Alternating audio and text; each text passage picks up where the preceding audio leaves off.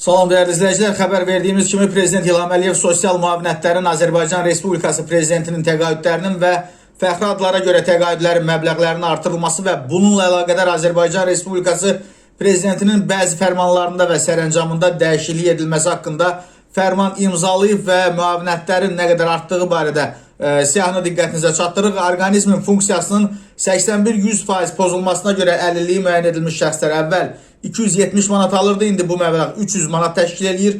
Orqanizmin funksiyalarının 61-80% pozulmasına görə əlilliyi müəyyən edilmiş şəxslərin müavinəti 220 manatdan 250 manata qaldırılıb. Orqanizmin funksiyalarının 31-60% pozulmasına görə 150 manat alan şəxslər indi 180 manat alacaq. Həmçinin ailə başçısını itirməyə görə sosial müavinətin məbləği 120 manatdan 140 manata yüksəlib.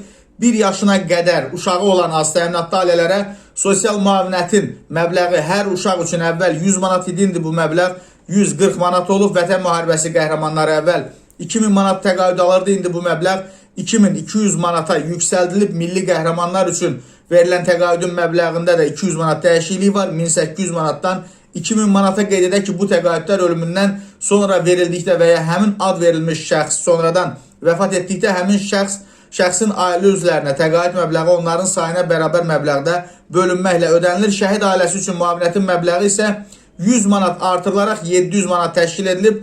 Bu təqaüd 2007-ci ildən verilir və 20 yanvar şəhidin ailəsi üçün də məbləğ eyni təşkil edir. Buna qədər xalq artisti, xalq şairi və xalq rəssamı 200 manat alırdısa, indi bu məbləğ 300 manatdır. Əməkdar elm xadimi, əməkdar incəsənət xadimi, əməkdar artist, əməkdar rəssam, əməkdar mədəniyyət işçisi, əməkdar müəllim, deməli əməkdar həkim və bu adları daşıyanların təqaüdü isə 150 manatdan 200 manata yüksəldilib. Dəfn və doğum pulu kimi adlandırılan müavinətlərin məbləği isə 100 manat artırılaraq 600 manat təşkil edib. Müavinətlərin artırılması ilə bağlı daha ətraflı digər buraxılışlarımızda məlumat ala bilərsiniz.